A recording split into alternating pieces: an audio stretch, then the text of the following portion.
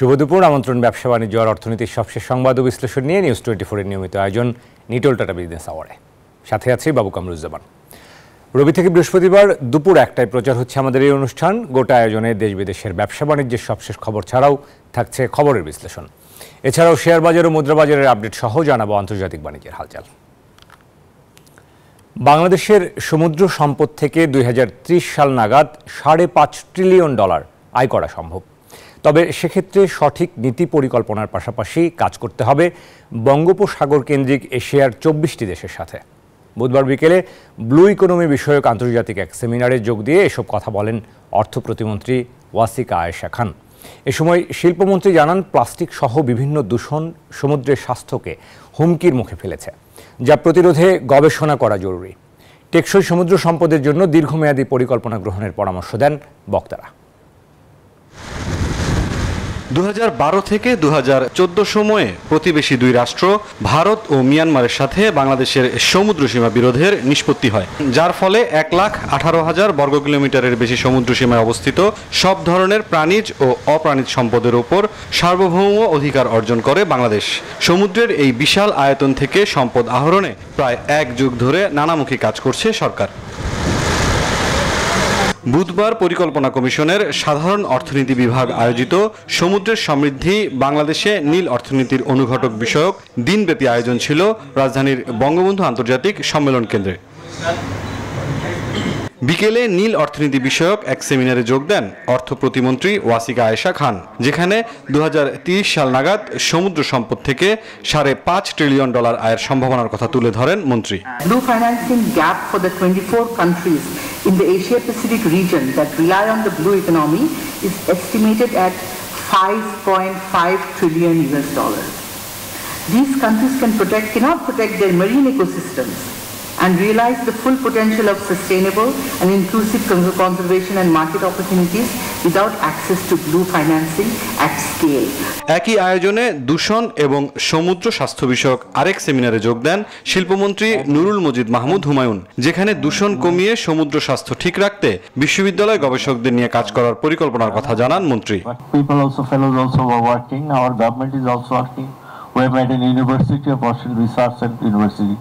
Our Prime Minister Sheikh Hasina has already very much importance to this sector. এদিন নীল অর্থনীতির অবকাঠামো বিষয়ক সেমিনারে যোগ দিয়ে সাগরের সম্পদ কাজে লাগাতে দীর্ঘমেয়াদী পরিকল্পনা নিয়ে কাজ করার তাগিদ দেন বিদ্যুৎ, জ্বালানি ও খনিজ সম্পদ প্রতিমন্ত্রী। We must adopt a holistic approach integrating the conservation of efforts, sustainable resource management and climate resilience into a blue economy. অনুষ্ঠান শেষে বিদ্যুৎ প্রতিমন্ত্রী জানান, 15 জুলাইয়ের মধ্যে সারা দেশে গ্যাস সংকট ধীরে ধীরে কমে আসবে। বিদ্যুৎও কিছুটা ঘাটতি দেখা গেছে। মুরসালিন হক জুনায়েদ, নিউজ 24, ঢাকা। এলজিআরডি মন্ত্রী তাজুল ইসলাম জানিয়েছেন, নতুন প্রকল্পে দাতা সংস্থা জাইকার আরও 22,000 কোটি টাকার প্রকল্প সহায়তার আশা করছে বাংলাদেশ। বুধবার সচিবালয়ে জাইকার ভাইস প্রেসিডেন্ট হারা সোহের সাথে বৈঠক শেষে এলজিআরডি মন্ত্রী তাজুল ইসলাম এসব কথা বলেন। জানান, দীর্ঘ কয়েক দশক ধরে জাইকা স্থানীয় সরকার মন্ত্রণালয়ের সাথে কাজ করছে। এখন তাদের সহায়তায় স্থানীয় সরকারের 15,609 কোটি টাকার প্রকল্প চলমান আছে। এ সময় জাইকার ভাইস প্রেসিডেন্ট হারা সোহেই বলেন, মেট্রো রেলের 6 প্রকল্পে জাইকার আর্থিক সহায়তার পরিকল্পনা রয়েছে। বৈঠকে জাইকার ভাইস প্রেসিডেন্ট মেট্রো রেলের MRT6 প্রকল্পে তাদের আর্থিক সহায়তার আশ্বাস দেন।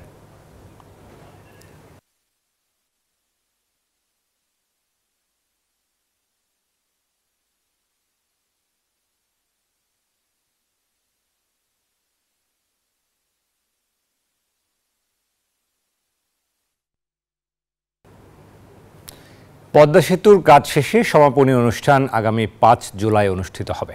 এতে উপস্থিত থাকবেন প্রধানমন্ত্রী শেখ হাসিনা। সচিবালয়ে ক্রয় সংক্রান্ত মন্ত্রিসভার বৈঠক শেষে গতকাল এসব তথ্য জানিয়েছেন মন্ত্রিপরিষদ বিভাগের সমন্বয় ও সংস্কার সচিব।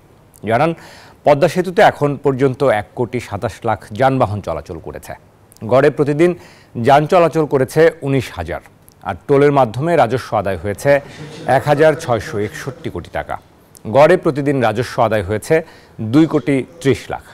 এদিকে রাষ্ট্রীয় চুক্তির মাধ্যমে 2024-25 অর্থ বছরের জন্য সৌদি আরব ও রাশিয়া থেকে 70,000 মেট্রিক টন সার কেনার অনুমোদন দিয়েছে সরকার।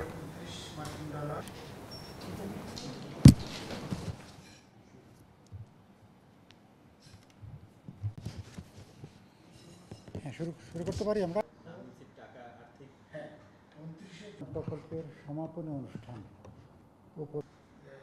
ছিল সরকারি ক্রয় সংক্রান্ত রাষ্ট্রীয় প্রয়োজনে সরাসরি $9.7 আর জুন 2024 শেষ হয়ে গিয়েছে। ইলেকট্রিক টনের মূল্য $529।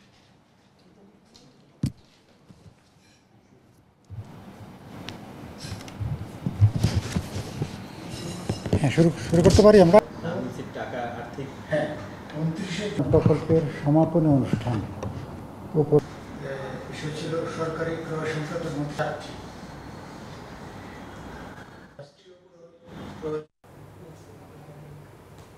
দর্শক, ইন্টারন্যাশনাল কনভেনশন সিটি বসুন্ধরায় আজ থেকে শুরু হচ্ছে 3 দিনব্যাপী আন্তর্জাতিক জুয়েলারি মেশিনারিজ প্রদর্শনী। উদ্বোধনী অনুষ্ঠানে যোগ দেবেন বসুন্ধরা গ্রুপের চেয়ারম্যান আহমেদ আকবর সোবহান সহ বিশিষ্টজনরা। এই মুহূর্তে সেখানে আছেন সহকর্মী হুসাইন শাহাদাত। আমরা সরাসরি যুক্ত হচ্ছি শাহাদাতের সাথে। শাহাদাত, আশা করি আমাকে শুনতে পাচ্ছেন। আমাদেরকে উদ্বোধনী অনুষ্ঠানের আয়োজন সম্পর্কে একটু জানাবেন। সেখানকার প্রস্তুতিগুলো আসলে কি, কারা যুক্ত হচ্ছে এবারের এই মেশিনারিজ প্রদর্শনীতে?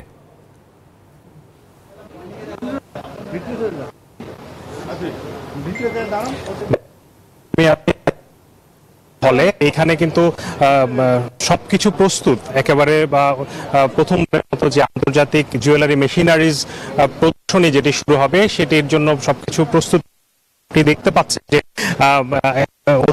অপেক্ষা করা হচ্ছে। বিশেষ করে বসুন্ধরা গ্রুপের চেয়ারম্যান তিনি আসবেন এবং অন্যান্য অতিথিদেরকে নিয়ে তিনি এই অনুষ্ঠানটি উদ্বোধন করবেন এবং সেটির জন্য এখন কিন্তু সবাই প্রস্তুতি গ্রহণ করেছেন। আমি যদি একটু ভেতরে আপনাকে যদি দেখাতে চাই যে এখন পর্যন্ত আমরা ভেতরে যে পরিবেশ দেখছি সেখানে আমরা দেখেছি যে দেশের বিভিন্ন প্রান্ত থেকে জুয়েলারি ব্যবসায়ের সাথে জড়িত যে যারা আছেন, জুয়েলারি প্রস্তুতকারক প্রতিষ্ঠান, সবাই কিন্তু এসে হাজির হয়েছেন এবং তারা অধীর আগ্রহে অপেক্ষা করছেন একটি, যেহেতু বাংলাদেশে এটি প্রথমবারের মতো জুয়েলারি মেশিনারিজের প্রদর্শনী অনুষ্ঠিত হচ্ছে, সেখানে তারা জানতে চাচ্ছেন যে এইখানে আন্তর্জাতিক বাজারে যারা ব্যবসা করছেন, বিশেষ করে জুয়েলারি, তারা কিভাবে ব্যবসা করছেন এবং তারা এই যে নতুন নতুন যেসব প্রযুক্তি ব্যবহার করে নতুন নতুন ডিজাইনের যেসব জুয়েলারি তারা প্রস্তুত করছেন সেগুলো কিভাবে তারা প্রস্তুত করছেন সেই বিষয়ে আসলে জানার আগ্রহ নিয়ে তারা কিন্তু এখানে এসেছেন। এবং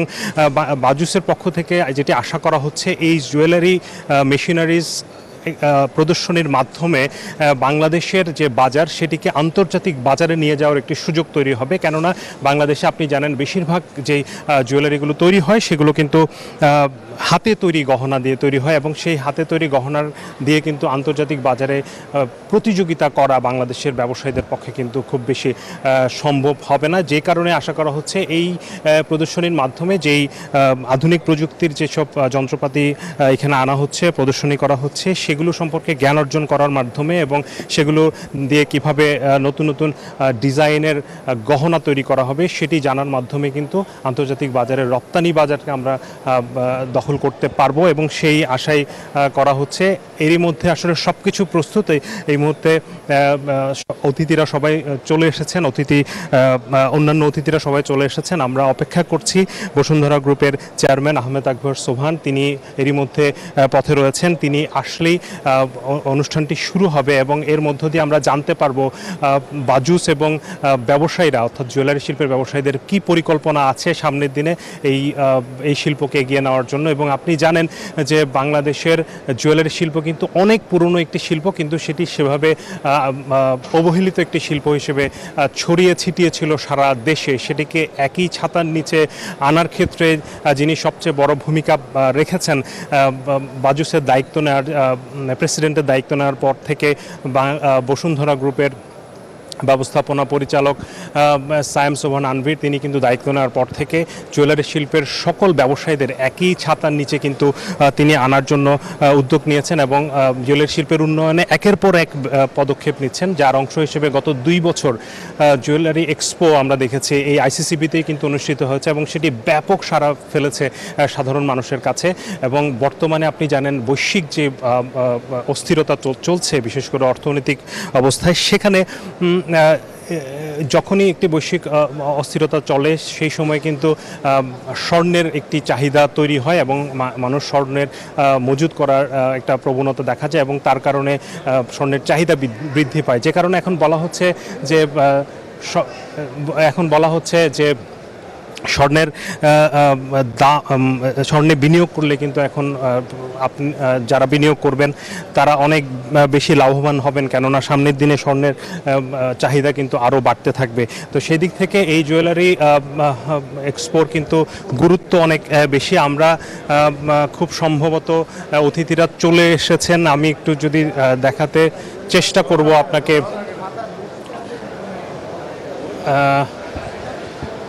যে অতিথিরা চলে এসেছেন বসুন্ধরা গ্রুপের চেয়ারম্যান এরই মধ্যে কিন্তু আমাদের মাঝে এসে উপস্থিত হয়েছেন এবং তিনি একটু পরেই প্রদর্শনীতে হলে ঢুকবেন। আপনারা নিশ্চয়ই দেখতে পাচ্ছেন তিনি এখানকার যারা অন্যান্য অতিথিরা আছেন তাদের সাথে কুশল বিনিময় করছেন।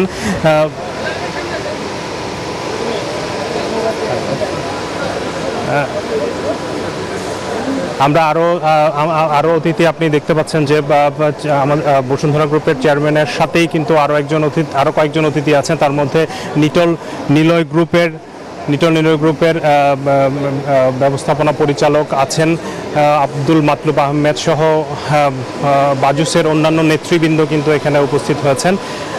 এই কিছুক্ষণের মধ্যেই তারা হলে ঢুকবেন এবং হলে ঢুকে এই প্রদর্শনীর উদ্বোধন করবেন এবং তাদের বক্তব্য আমরা আপনাদের জানানোর চেষ্টা করব। তারা আসলে এই জুয়েলারি শিল্পের উন্নয়নে আসলে কি পরিকল্পনা করা হচ্ছে বাজুসের পক্ষ থেকে সেটিও আপনাদেরকে আমরা জানাতে পারবো।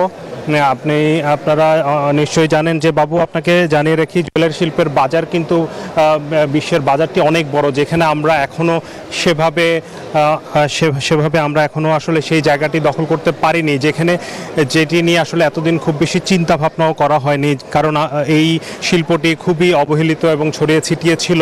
সেখান থেকে এখন কিন্তু একটি আনুষ্ঠানিক শিল্প হিসেবে, একটি টেকসই শিল্প হিসেবে এটিকে গড়ে তোলা এবং তার মাধ্যমে বাংলাদেশের যে তৈরি পোশাক নির্ভরতা যে রপ্তানি শিল্প সেটিকে বহুমুখীকরণের ক্ষেত্রে কিন্তু জুয়েলারি শিল্প একটি বড় ভূমিকা রাখবে এমনটি আশা করা হচ্ছে। কারণ বাংলাদেশে আপনি জানেন যে বসুন্ধরা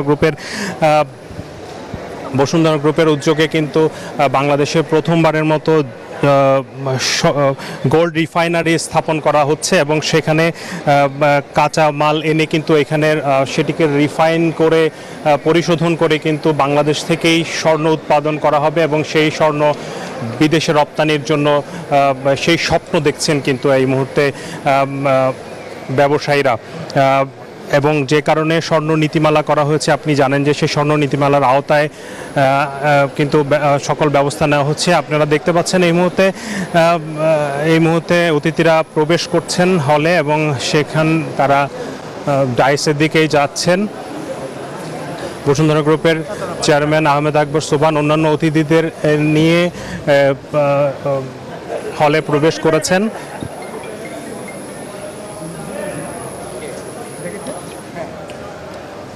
এবং তারা একটু পরেই আমরা দেখব যে তারা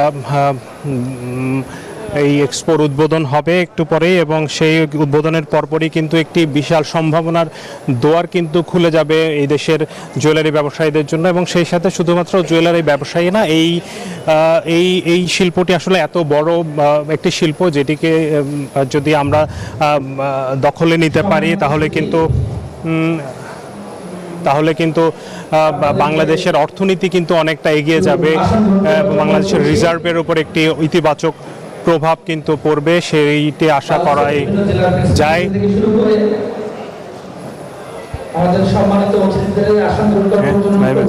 আমরা সরাসরি আপনাদেরকে এই মুহূর্তে অনুষ্ঠান এরই মধ্যে শুরু হয়ে গেছে। আমরা সরাসরি আপনাদেরকে অনুষ্ঠানে নিয়ে যাব, একটু পরেই অতিথিদের বক্তব্য শুরু হবে, সেখানে আমরা সরাসরি আপনাদেরকে নিয়ে যেতে পারবো।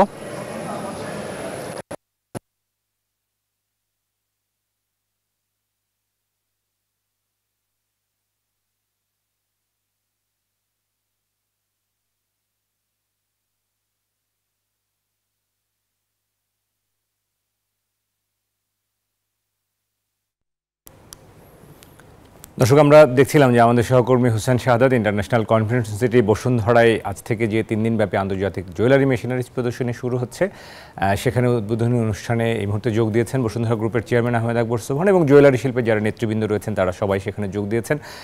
জুয়েলারি শিল্পকে আগামী দিনে যে রপ্তানিমুখী শিল্প করতে চাই সেই উদ্যোগে কিন্তু এবং যারা এই শিল্পের সাথে সংশ্লিষ্ট রয়েছেন আধুনিক মেশিনারিজ পরিচয় করিয়ে দিতেই এই যে নতুন উদ্যোগ অর্থাৎ এই যে মেশিনারিজ প্রদর্শনী সেটার কিন্তু আয়োজন করা হয়েছে।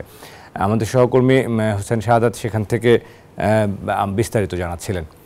নিটল টাটা বিজনেস আওয়ারে আমরা একটা বিরতি নিয়ে ফিরে আসি। বিরতি থেকে ফিরে এসে নিশ্চয়ই আমরা আরও অন্যান্য সংবাদ আপনাদেরকে জানাবো।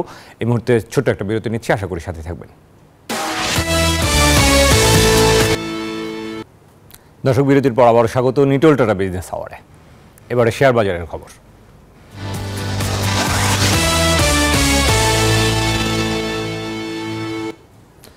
সপ্তাহের শেষ কর্মদিবস পুঁজিবাজারের সবশেষ পরিস্থিতি চলুন দেখে নেব। যদিও আজকে সূচকের ঊর্ধ্বমুখী প্রবণতার মধ্যে দিয়ে লেনদেন চলছে, আমরা গতকালকেও দেখেছি সূচক কিছুটা ঊর্ধ্বমুখী প্রবণতায় ছিল এবং বেড়েছে। আজকের সবশেষ পরিস্থিতি চলুন দেখে নিচ্ছি ঢাকা স্টক এক্সচেঞ্জের ওয়েবসাইট থেকে। এই মুহূর্তের যদি বেলা 1:30 নাগাদ লেনদেন পরিস্থিতি আমরা দেখি যে ডিএসসির প্রধান সূচক ডিএসএক্স সেটি খুব বেশি বাড়েনি, মাত্র 2 পয়েন্টের মতো বেড়েছে। 2 পয়েন্ট বেড়েছে, 2 পয়েন্ট বেড়ে 5481 পয়েন্ট অবস্থান করছে এবং সরিয়া সূচক যেটি রয়েছে সেটিও 1 পয়েন্টের কিছু বেশি অর্থাৎ 2 পয়েন্টের মতোই প্রায় 2 পয়েন্ট বেড়েছে। বাছাই করা কোম্পানি নিয়ে গঠিত সূচক DS30 সেটিও কিন্তু আমরা দেখতে পাচ্ছি যে 1.70 পয়েন্ট বেড়েছে। সার্বিকভাবে আমরা দেখছি যে সূচকের ঊর্ধ্বমুখী ধারা রয়েছে এবং লেনদেন আজকে আমরা দেখতে পাচ্ছি বেলা 1:30 নাগাদ এখন পর্যন্ত 500 কোটির বেশি লেনদেন, 500 কোটি ছাড়িয়েছে, 527 কোটি মতো লেনদেন হয়েছে এবং হাতবদল হওয়া শেয়ার মিউচুয়াল ফান্ড ইউনিটের মধ্যে আজকে কিন্তু আমরা দেখছি যে দাম বাড়ার তালিকা একটু দীর্ঘ রয়েছে। 303 শেয়ারের দর কিন্তু আজকে এখন পর্যন্ত বেড়েছে এবং দাম কমার তালিকা আজকে অল্প দেখতে পাচ্ছি আমরা। এখন পর্যন্ত দেখতে পাচ্ছি 13টি শেয়ারের দর কমেছে এবং অপরিবর্তিত 17টি শেয়ার ও মিউচুয়াল ফান্ড ইউনিটের দাম। সব মিলিয়ে আজকে লেনদেনেও কিছুটা গতি দেখা যাচ্ছে, ক্রয় অর্থাৎ ক্রয়ের চাপ রয়েছে, শেয়ার ক্রয়ের কিছুটা। এই ছিল পুঁজিবাজারের আজকের সবশেষ আপডেট। আমরা এই মুহূর্তে সাম্প্রতিক পুঁজিবাজার নিয়ে কথা বলতে আমাদের সঙ্গে একজন অতিথি যুক্ত হবেন, আমরা স্বাগত জানাতে চাই তাকে। আমরা অধ্যাপক আলামিন আমাদের সঙ্গে যুক্ত হয়েছেন। নিটল টাটা বিজনেস আওয়ারে স্বাগত জানাচ্ছি পুঁজিবাজার বিশ্লেষক এবং ঢাকা বিশ্ববিদ্যালয়ের অধ্যাপক আলামিন, স্বাগত জানাচ্ছি আপনাকে নিটল টাটা বিজনেস আওয়ারে। আমরা আসলে শুরুতেই যে বিষয়টি জানতে চাইবো যে সাম্প্রতিক পুঁজিবাজারে আমরা দেখছিলাম বিশেষ করে বাজেটের আগে এক ধরনের অস্থিরতা, বাজেটের পরেও আমরা দেখছিলাম এক ধরনের অর্থাৎ বাজার পড়ছিল। এই মুহূর্তে আসলে আপনার পর্যবেক্ষণ কি বলছে যে বাজার কোন দিকে যাচ্ছে? এবং আমরা যদিও দেখছি যে বিনিয়োগকারীদের মধ্যে কিন্তু আস্থা যতটুকু ফেরার সেটি কিন্তু আসলে বাজেটের আগে পরে কোনোভাবেই আস্থার জায়গাটি আসলে তৈরি হচ্ছে না।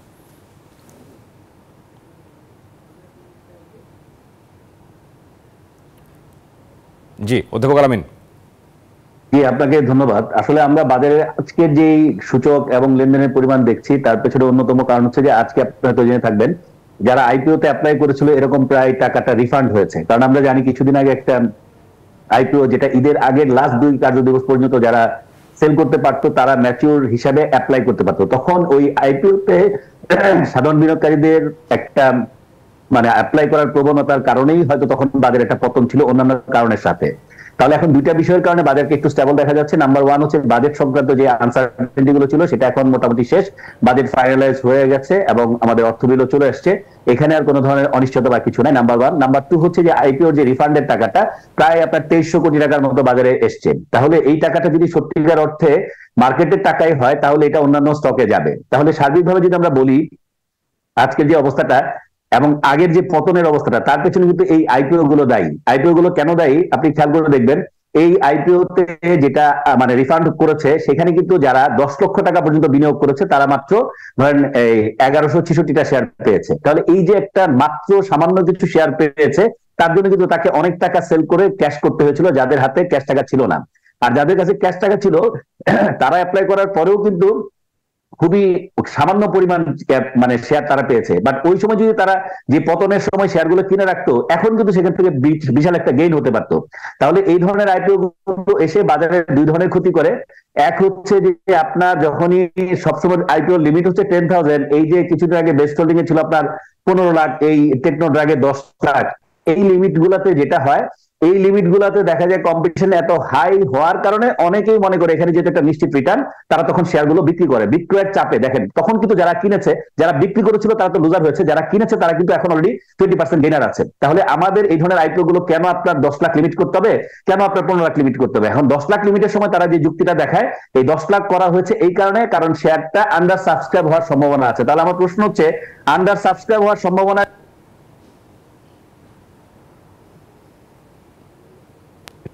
কেন বাজারে তালিকাভুক্ত হবে, এটা নাম্বার 1 প্রশ্ন। আর নাম্বার 2 হচ্ছে, যদি বাজারে লিকুইডিটির এত ক্রাইসিস থাকে তাহলে এই 2400-2500 কোটি টাকা কোত্থেকে আসছে? তার মানে বাজারে আমরা যে বিষয়টা দেখছি, এই ধরনের বিষয়গুলোকেও কিন্তু খতিয়ে দেখার দরকার আছে। আপনিও তো জানবেন, সমকাল পত্রিকা রিপোর্টে এই টেকনো ড্রাগের প্লেসমেন্ট, এই যে আলোচিত আমাদের রাজস্ব কর্মকর্তা মতিউর রহমান সাহেবের নামেও আছে। এখন এই ধরনের কোম্পানিগুলো কারা বাজারে নিয়ে আসতেছে, যে ধরনের কোম্পানির নাম আমরা কখনো শুনি না। তাহলে আপনি যদি সার্বিকভাবে দেখেন, একটা শেয়ার এসে যদি বাজারকে অস্থির করে দেয়, 100 কোটি টাকা মাত্র রেজ করবে সেই কারণে, তাহলে বাজারটা তো সত্যিকার অর্থে কি একটা অবস্থায় আছে আপনি ভালো করে বুঝতে পারেন। তো আমরা বিভিন্ন রকমের অনিশ্চয়তার যে ধরনের খবরগুলো দেখি, সেগুলাকে একটা সহজ হাতিয়ার হিসেবে বেছে নেই বাজারকে। যা ইচ্ছা তাই হোক, বাজারকে পতন ফেলতেই হবে। সারা পৃথিবীর ইন্ডেক্স যেখানে উঠে যাচ্ছে, কিন্তু আমাদের দেশের বাজারটাকে কিভাবে এইভাবে ফেলা হবে? তার মানে এখানে প্রাতিষ্ঠানিক বিনিয়োগকারীকে আমি বারবার দায়ী করি, সব জায়গায় দায়ী করি। এই কারণে দায়ী করি কারণ প্রাতিষ্ঠানিক বিনিয়োগকারীরা কিন্তু পারে বাজারে যখন আস্থা সংকট তৈরি হয়, তখন একটা আস্থাশীল অবস্থা তৈরি করা। সেই জায়গাতে তারা সাপোর্ট না দিয়ে তারা তখন দেখা যায় হাত পা গুটিয়ে বসে থাকে, কারণ তাদের হিসাব হচ্ছে তারা যখন একদম বটমে শেয়ার পাবে তখন তারা কিনবে, এবং আলটিমেটলি সাধারণ বিনিয়োগকারী কে ফোর্স সেলে পড়লো, কোথেকে কি হলো, এটা তার মাথা ব্যথা না। বাট শেয়ারে যখন দাম বাড়াবে তখন তারা বাড়াতে থাকবে, তারা কিন্তু আস্তে করে আবার সেল করে আবার সাইডে বসে থাকবে। এবং এই ধরনের আইপিওর ক্ষেত্রে এই লিমিট 10 লাখ 15 লাখ এইগুলো যদি বন্ধ করা না হয়, এবং এগুলো কিন্তু খুব ভালো কোম্পানি আসছে সেটা না, এই কোম্পানিগুলো বিভিন্ন চক্রের মাধ্যমে তালিকাভুক্ত হচ্ছে, এতে সাধারণ বিনিয়োগকারী দিন শেষে ক্ষতিগ্রস্ত হচ্ছে। এইভাবে তো ধরেন একটা দেশের বাজারে আপনি ধরেন কোনো পলিসি নাই, একটার জন্য 10,000 টাকা, একটার জন্য 10 লাখ, একটার জন্য 15 লাখ, কি বেসিসে? এটা তো একটা বেসিস থাকবে। আপনার একটা বেসিসের ভিত্তিতেই তো বা পলিসির ভিত্তিতে আপনি আইপিও গুলোকে আনবেন। তো সেই জন্য আমি মনে করি ব্যক্তিগতভাবে যে সবগুলো জায়গায় যদি শৃঙ্খলা ফিরে না আসে, কিছু কিছু ব্যক্তির হাতেই পয়সা যাবে, দিন শেষে সাধারণ বিনিয়োগকারী সবসময় যে হাহাকার করছে বিভিন্ন সেটা তাদের মধ্যে হাহাকার থাকবেই। তো আমি মনে করি যে এই ধরনের অবস্থার একটা পরিত্রাণ হওয়া উচিত, কারণ এখন যেহেতু অনেক ক্ষেত্রে শুদ্ধি অভিযান শুরু হয়েছে, এই অভিযানটা যদি অব্যাহত থাকে এবং আর যদি কোনো অনিয়ম না হয় এবং যদি সুশাসনের কিছুটা হলেও ফেরত আসে, তাহলে হয়তো বিনিয়োগকারীরা এই যে দীর্ঘদিনের হাহাকার বা দীর্ঘদিন ধরে তারা 2024 সালটা সাধারণ বিনিয়োগকারীর জন্য খুবই খারাপ গিয়েছে, কোনো বিনিয়োগকারী বলতে পারবে না দেশে প্রফিট করেছে, সেখানে গেইন ট্যাক্সের মতো একটা ইস্যু এনে আমরা বাজারটাকে অস্থির করা হয়েছে। তাহলে গেইন কি তাদের আছে? তাদের তো নাই। বাট যাদের আছে তারা ভয় ভীতি থেকে তারা ধরেন এটাকে একটা অস্থির অবস্থায় নিয়ে গেছে। আপনি ব্যবসা করলে আপনার ট্যাক্স দিতে সমস্যাটা কোথায়?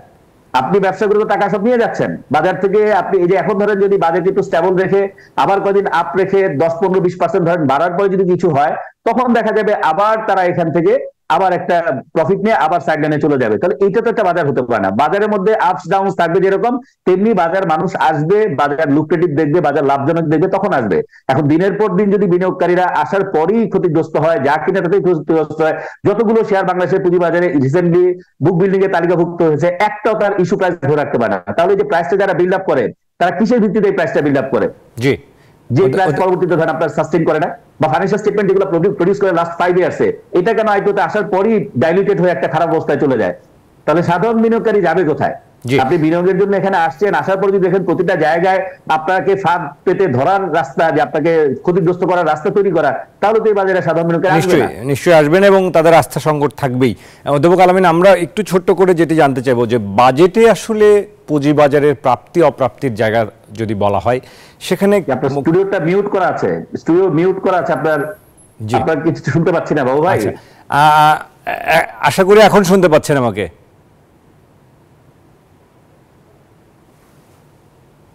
জি, আমরা আসলে আপনার কাছ থেকে শেষ বাবু ভাই আমার সাথে যেটা কানেক্টেড, এটাতে আপনার নিউজ স্টুডিও মিউট দেখাচ্ছে। জি, আমি দুঃখিত, আসলে আপনি আমাকে শুনতে পাচ্ছেন না। নিশ্চয়ই আমরা পরবর্তী অনুষ্ঠানে আবারও আপনাকে পাশে পাবো এবং পরবর্তী কোনো অনুষ্ঠানে আশা করি এখন আমাকে শুনতে পাচ্ছেন। জি জি, এখন শুনতে পাচ্ছি, বলেন প্লিজ। অধ্যাপক আল-আমিন, আমরা একেবারে শেষ পর্যায়ে রয়েছি, ছোট্ট করে শেষ মন্তব্য নিতে চাই যে বাজেট ঘিরে তো এক ধরনের প্রত্যাশা তৈরি হয় মানুষের মধ্যে, বিশেষ করে পুঁজিবাজার কেন্দ্রিক যারা বিনিয়োগকারী। এবারের বাজেটের প্রাপ্তি অপ্রাপ্তির জায়গা আসলে কতটুকু কি হলো? আমরা তো দেখলাম যে গেইন ট্যাক্স নিয়ে এক ধরনের একটা তর্ক বিতর্ক তৈরি হলো। সব মিলে বাজেটে কি পেলো আসলে পুঁজিবাজার, কি মনে হয় আপনার কাছে? দেখুন, সত্যিকার অর্থে বাজেটে কোনো কিছুই পায়নি, কারণ পাওয়ার কথাও ছিল না। যখন আমাদের গভর্নমেন্টের কাছে রেভিনিউ টার্গেটের বিশাল একটা জায়গা থাকে, আইএমএফ যখন বলে দেয় আপনার রেভিনিউ এক্সপ্লোর করতে হবে কোন কোন জায়গা থেকে আসতে পারে, তখন গভর্নমেন্ট তার পলিসির অংশ হিসেবে কিন্তু পুঁজিবাজারে যে জায়গাটা মনে করছে আনটাচ, সেখানে তারা নিয়ে আসছে। এটা কিন্তু আমি আগেও বলেছি যে আমরা যত প্রত্যাশা করি না কেন, দিন শেষে কিন্তু কিছুই হবে না, কারণ যেহেতু আমাদের গভর্নমেন্টের হিউজ পরিমাণ রেভিনিউ ক্রাইসিস আছে, মানে বিশাল পরিমাণ বড়োইং এর দিকে যেতে হচ্ছে।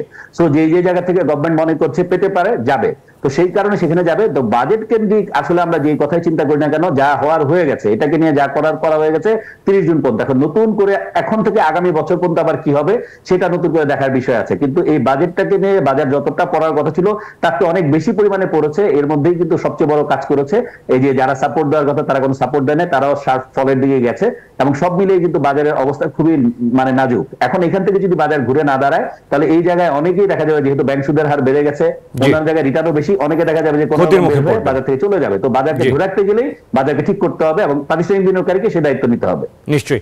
অধ্যাপক আলামিন, অসংখ্য ধন্যবাদ জানাই। আপনি সুনির্দিষ্ট করে অনেকগুলো বিষয় আসলে তুলে ধরেছেন। আবারও পরবর্তী কোনো অনুষ্ঠানে নিশ্চয়ই আপনার সঙ্গে আমরা আলোচনা করব। ধন্যবাদ জানাচ্ছি আমাদের সঙ্গে যুক্ত হওয়ার জন্য। দর্শক, আমাদের সঙ্গে সাম্প্রতিক পুঁজিবাজার নিয়ে কথা বলছিলেন অধ্যাপক আলামিন, পুঁজিবাজার বিশ্লেষক এবং ঢাকা বিশ্ববিদ্যালয়ের অধ্যাপক। এবারে জানাবো মুদ্রাবাজার এবং স্বর্ণবাজারের আপডেট। শুরুতেই মুদ্রাবাজার, সোনালী ব্যাংকের সূত্র ধরে আপনাদেরকে জানাবো যে প্রধান মুদ্রার যে বিনিময় মূল্য, শুরুতেই মার্কিন ডলার 117 টাকায় কেনা হচ্ছে, 118 টাকায় বিক্রি করা হচ্ছে। খোলা বাজারে সেটি আরেকটু বেশি। আমরা দেখেছি যে প্রাতিষ্ঠানিকভাবে অর্থাৎ আনুষ্ঠানিকভাবে দর নির্ধারণ করার পর থেকে কিন্তু মার্কিন ডলার অর্থাৎ নির্ধারিত দামেই আসলে লেনদেন হচ্ছে। ইউরো 125 টাকায় কেনা হচ্ছে, 131 টাকায় বিক্রি করা হচ্ছে। পাউন্ড 144 টাকায় কেনা হচ্ছে, 150 টাকায় বিক্রি করা হচ্ছে। চীনা ইউয়ান 13 টাকায় কেনা হচ্ছে, 17 টাকায় বিক্রি করা হচ্ছে। সৌদি রিয়াল 27 টাকায় কেনা হচ্ছে, 30 টাকা 10 পয়সায় বিক্রি করা হচ্ছে। ভারতীয় রুপি রয়েছে 1 টাকা 32 পয়সায় কেনা হচ্ছে এবং 1 টাকা 45 পয়সায় সোনালী ব্যাংকে সেটি বিক্রি করা হচ্ছে। এই ছিল প্রধান মুদ্রার বিনিময় মূল্য আজকের দিনে। এরপর আমরা স্বর্ণের দরদাম জানাবো। 22 ক্যারেটের সব থেকে ভালো মানের স্বর্ণ এখনও ভরি প্রতি দাম 1,17,281 টাকা এবং 21 ক্যারেটের যে স্বর্ণ রয়েছে সেটি প্রায় 1,12,000 টাকা। 18 ক্যারেটের যে স্বর্ণ সেটি 95,959 অর্থাৎ প্রায় 96,000 টাকা প্রতি ভরি এবং সনাতন যে স্বর্ণ রয়েছে সেটি 79,338 টাকা ভরি এবং 22 ক্যারেটের 1 গ্রাম স্বর্ণের দাম কিন্তু 10,500 টাকা। আমরা রূপার দাম দেখে নেব। 22 ক্যারেটের সব থেকে ভালো মানের যে রূপা আগের দামই রয়েছে, অর্থাৎ রূপার বাজারে অপরিবর্তিত রয়েছে 2,098 টাকা। 21 ক্যারেটের রূপার দাম 2,005 টাকা। 18 ক্যারেটের রূপার দাম পড়বে প্রতি ভরিতে 1,714 টাকা এবং আপনি যদি সনাতন রূপা কিনেন তাহলে আপনার দর পড়বে 1,282 টাকা। দর্শক, এই ছিল স্বর্ণ মুদ্রা এবং রূপার বাজারের আপডেট। সবশেষ দরদাম। এলজি ব্র্যান্ডের লেটেস্ট OLED C3 সিরিজের টিভি বাজারে এনেছে র্যানকন হোল্ডিংস লিমিটেডের সহযোগী প্রতিষ্ঠান র্যাংস ইমার্ট। বুধবার র্যাংস ইমার্টের গুলশান 2 শোরুমে এক অনুষ্ঠানে এই নতুন মডেলের টিভি প্রদর্শিত হয়।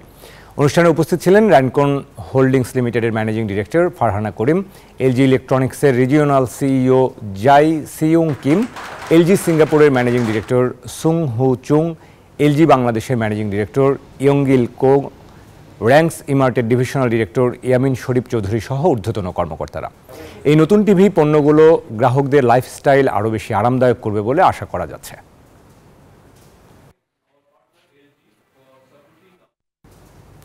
দর্শক, নিটল টাটা বিজনেস আওয়ার্ডের সময় হলে একটা বিরতির। ফিরব দেশ ও বিশ্ব বাণিজ্যের খবর নিয়ে। আশা করি সাথে থাকবেন।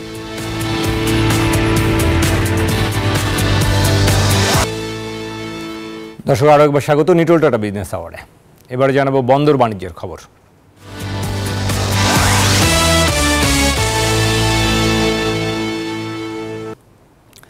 বিদায়ী অর্থ বছরে কন্টেইনার ও কার্গো হ্যান্ডেলিংয়ে নতুন রেকর্ড করেছে চট্টগ্রাম বন্দর।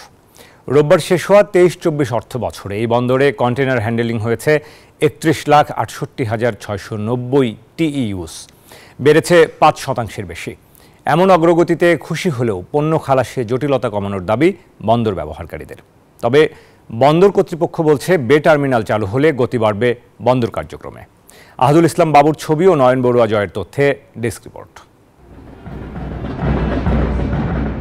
দিন দিন চাপ বাড়ছে চট্টগ্রাম বন্দরে। সেই চাপ সামাল দিয়ে একের পর এক রেকর্ডও করছে দেশের প্রধান এই বন্দর। হিসেব বলছে 2023-24 অর্থ বছরে 12 কোটি 32 লাখ মেট্রিক টনেরও বেশি কার্গো হ্যান্ডলিং করেছে চট্টগ্রাম বন্দর, যা আগের অর্থ বছরের চেয়ে প্রায় 50 লাখ টন বেশি। বেড়েছে কন্টেইনার হ্যান্ডলিংও। গেল বছর হ্যান্ডলিং হয়েছে 31,68,690 TEUs, বেড়েছে 5%-এরও বেশি। আধুনিক যন্ত্রপাতি সংযোজন, অটোমেশন ও দক্ষ ব্যবস্থাপনার কারণে বন্দরের সক্ষমতা বেড়েছে বলে দাবি বন্দর কর্তৃপক্ষের। যত ধরনের আমরা আয় করেছি সোফার in the history of Chittagong port, আমার মনে হয় যে চলতি এই লাস্ট যে অর্থ বছর গেল সেই অর্থ বছরে আমাদের সর্বোচ্চ আয় হয়েছে। বন্দরের এমন সাফল্যে খুশি এর ব্যবহারকারীরা। তবে পণ্য খালাস নীতি সহজীকরণ ও ধীরগতি কমাতে উদ্যোগ নেওয়ার দাবি জানিয়েছেন তারা। চট্টগ্রাম বন্দর সার্বিকভাবে দক্ষতার সক্ষমতার জায়গাটা তৈরি করেছে। ব্যবসায়ী আমরা যারা ইম্পোর্ট এক্সপোর্টের সাথে জড়িত, আমরা যারা প্রোডাকশন খাতে জড়িত, আমরা সবসময় চাইব কম খরচে মানে কম সময়ের মধ্যে আমাদের মালামালগুলি আমাদের যেন ফ্যাক্টরিতে পৌঁছাইতে পারি। এদিকে দেশের একমাত্র গভীর সমুদ্র বন্দর মাতারবাড়ি পোর্টের কাজও এগিয়ে চলেছে দ্রুত গতিতে, যা আশার আলো দেখাচ্ছে বন্দর সংশ্লিষ্টদের মাঝে। এই মাতারবাড়ি বন্দরের উন্মোচনের মাধ্যমে বাংলাদেশের অর্থনীতিতে একটা আমূল পরিবর্তন আমরা লক্ষ্য করব এবং বাংলাদেশ গ্লোবাল স্ট্যান্ডার্ডে পৌঁছতে আর বেশি দেরি হবে না। চট্টগ্রাম বন্দরকে ঘিরে নতুন সব প্রকল্প ও পরিকল্পনা বাস্তবায়নের মাধ্যমে দেশের ক্রমবর্ধমান অর্থনীতির চাপ সামলাতে আরও সক্ষমতা বাড়বে দেশের বৃহত্তম এই বন্দর, এমন প্রত্যাশা বন্দর ব্যবহারকারীদের। Desk report, news 24। দর্শক, এবারে আন্তর্জাতিক বাণিজ্যের খবর।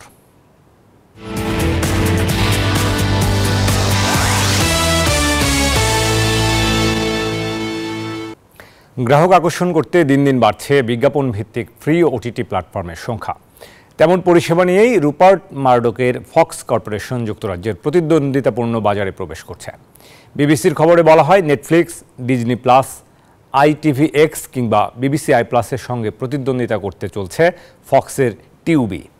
20,000-এরও বেশি সিনেমা ও টিভি সিরিজ এই প্ল্যাটফর্মে থাকবে বলে জানিয়েছে প্রতিষ্ঠানটি। যুক্তরাষ্ট্রের স্ট্রিমিং বাজারে টিউবির মাসিক সক্রিয় ব্যবহারকারীর সংখ্যা হল প্রায় 8 কোটি। তরুণ দর্শকদের লক্ষ্য করে 2020 সালে $44 কোটি প্ল্যাটফর্মটি কিনে নিয়েছিল ফক্স কর্পোরেশন।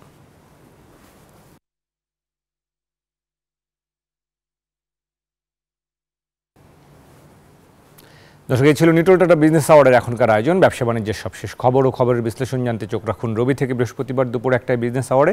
এছাড়াও রাত 9টায় বিজনেস এক্সপ্রেস দেখার আমন্ত্রণ জানিয়ে এখানে শেষ করছি। এতক্ষণ সাথে থাকার জন্য সবাইকে ধন্যবাদ।